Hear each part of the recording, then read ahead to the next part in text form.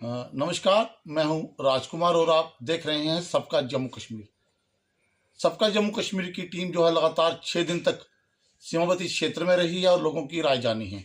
इसी कड़ी में आज हम फिर निकले हैं और आज हम शहर कठुआ में हैं और कठुआ के उन शहरी लोगों की राय जानेंगे जिन लोगों ने देश के विकास के लिए बात कही है, देश की तरक्की के लिए बात कही है और जिस तरह के हालात जम्मू कश्मीर में बने हैं उसको लेकर आज उनका क्या कहना है, उसी कड़ी में हम उनसे बात करेंगे। और सीमावर्ती क्षेत्र से लेकर चाहे कठुआ, उधमपुर, डोडा, राजौरी, जम्मू कश्मीर की जो हालात हैं उस पर उनसे सवाल जवाब करेंगे, क्योंकि जिनसे आज हम मिलने जा रहे हैं उनका नाम ID खजूरिया है। वो सोशल एक्टिविस्ट हैं और वो पूरे विश्व की शांति के लिए काम कर रहे हैं। लेकिन खासकर जम्मू कश्मीर प्रदेश जो सीमावर्ती क्षेत्र है, जो भारत की सीमाएं हैं और पाकिस्तान की सीमाएं हैं, उनके लिए वो लगातार शांति की बात करते हैं और आज भी उनसे बात करेंगे और क्या कुछ कहना है इन हमलों को लेकर और क्या कुछ उनकी राय है। आइए उन्हीं से बात करते हैं, जानते हैं क्या कुछ कहते हैं। पहले तो आपका सबका जम्मू कश्मीर में स्वागत है।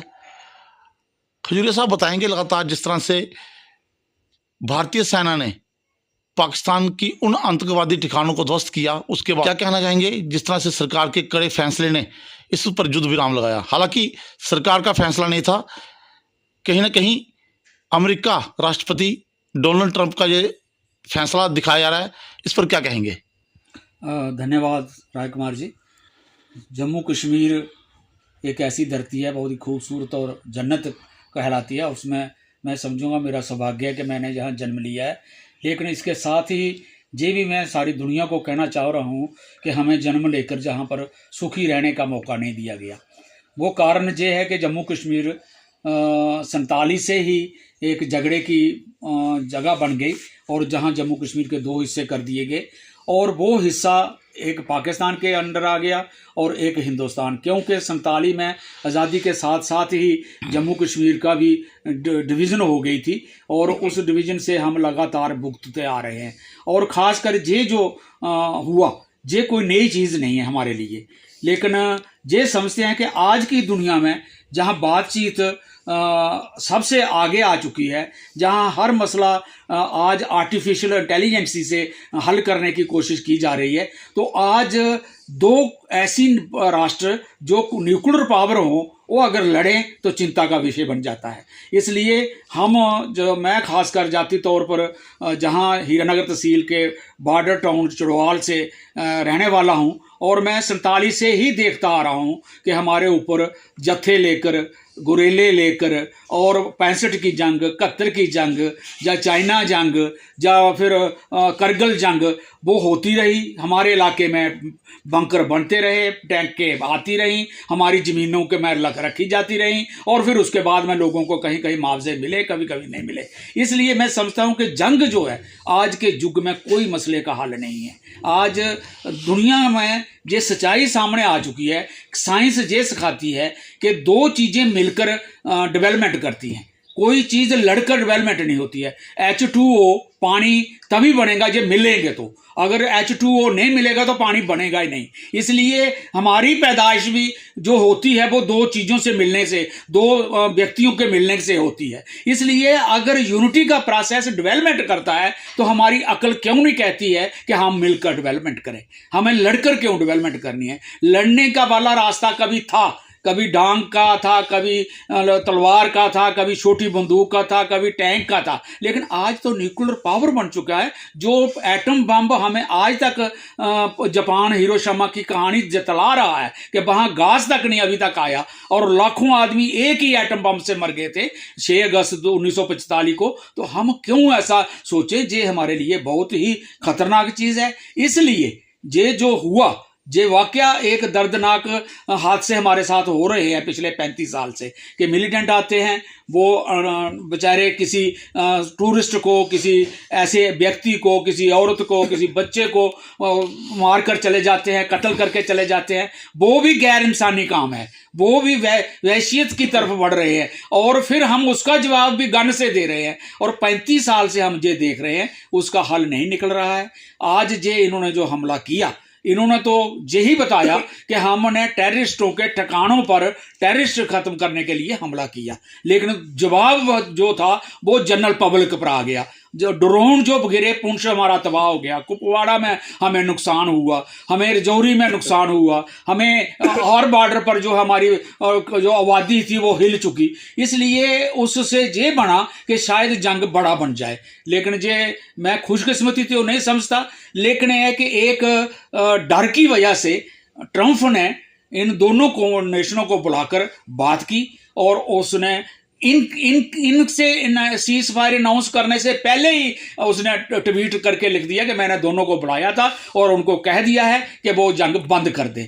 और उसके बाद उसने भाषण भी दे दिया कि नहीं तो मैं ट्रेड नहीं करूंगा, स्टॉप, मैं ट्रेड स्टॉप कर दूंगा। इसलिए इनको पता नहीं अब अपना डर लगा जा इनके अंदर इंसानियत जाग गई। मैं दोनों मुल्कों को जो इस बात की क्या एक शाबाश दूंगा कि इन्होंने उस चाहे वो तीसरा मुल्क इंटर कर गया, वो हमारे लिए बेइज्जती है, वो हमारी सॉवरेनिटी पर हमला है, हमारे देश की जो सॉवरेनिटी है उस पर हमला है। क्योंकि शिमला एग्रीमेंट के तहत 1972 में जब पाकिस्तान के दो टुकड़े हो गए थे, उस वक्त इंदिरा ने लिखकर एक एग्रीमेंट बना लिया था भुट्टो के साहब के साथ, उस वक्त प्राइम मिनिस्टर थे, कि आगे के लिए जम्मू कश्मीर की अभी कहीं बात उठेगी तो वो हम दोनों बैठकर बात को हल कर लेंगे, लेकिन तीसरा पक्ष उसमें नहीं आएगा जहां तक यूएनओ में भी हम एंट्री नहीं करने देंगे। लेकिन ये हमारे लिए अब नई बात बन गई है। पता नहीं अब इसका जवाब हमारी सरकार, मोदी सरकार इसका जवाब कैसे बनाती है, कैसे देती है,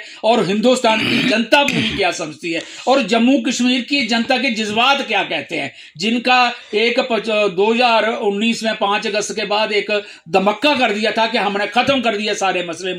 लेकिन जब ट्रंप ने कह दिया कि जम्मू कश्मीर एक मसला है, तो उसके बाद दिमागों में क्या चीज उगती है, गलत आदमियों के अंदर क्या उग जाती है।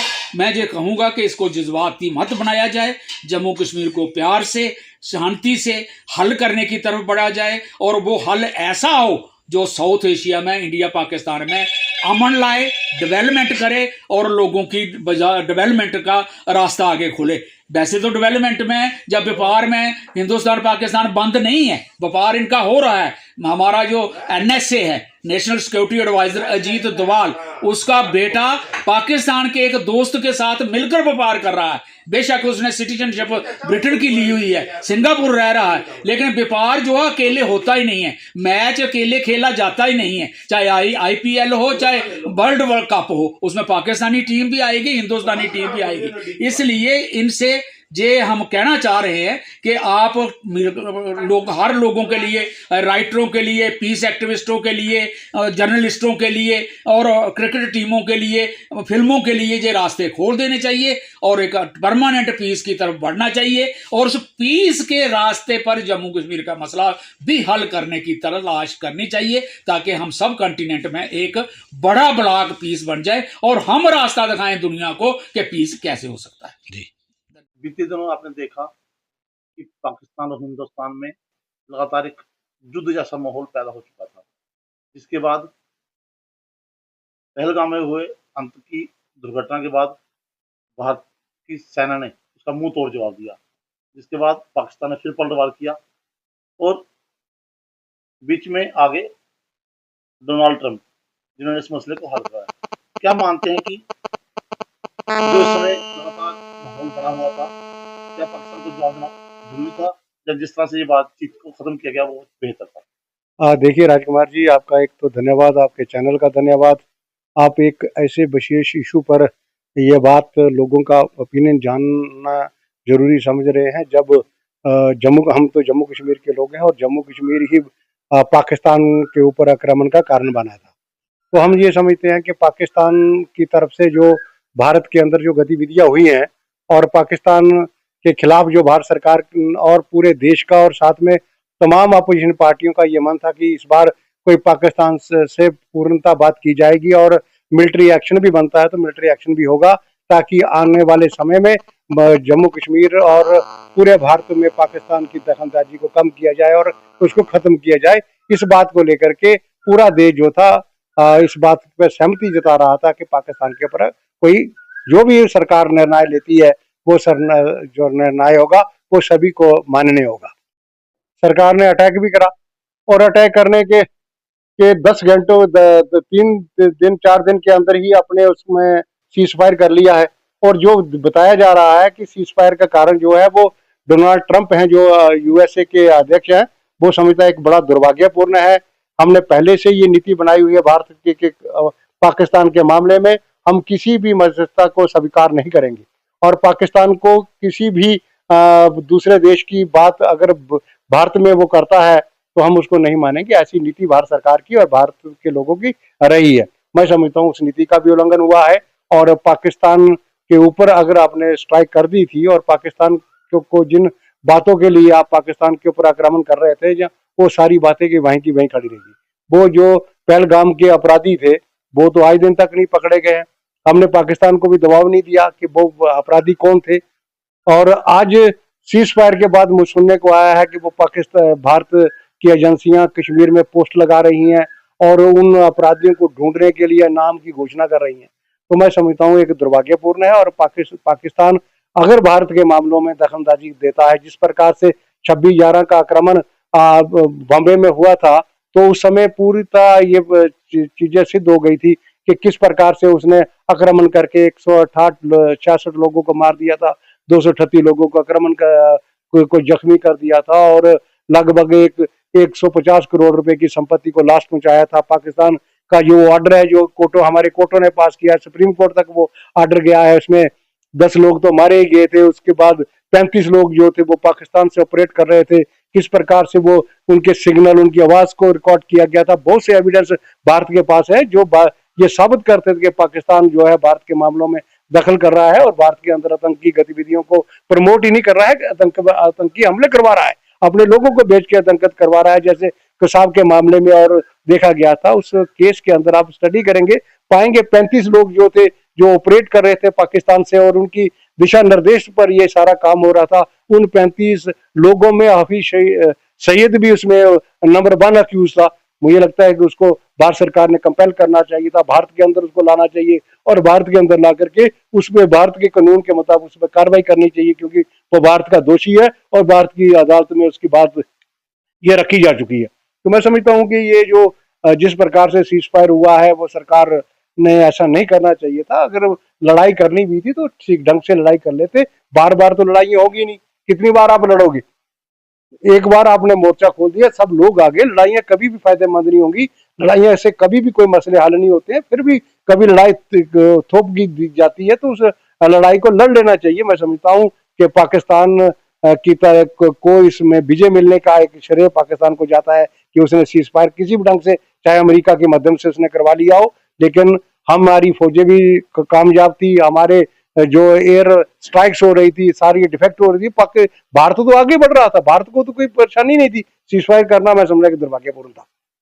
आपने देखा कि सीज फायर के बाद भी पाकिस्तान जो है लगातार आक्रामकता दिखा रहा है। रोजाना शाम को 8-9 बजे के करीब ड्रोन छोड़े जा रहे हैं, उसको लेकर किस तरह से देखिए? आज देखिए पाकिस्तान को मकबूल जवाब मिला नहीं है। पाकिस्तान को जवाब मिलते मिलते पाकिस्तान बच गया है।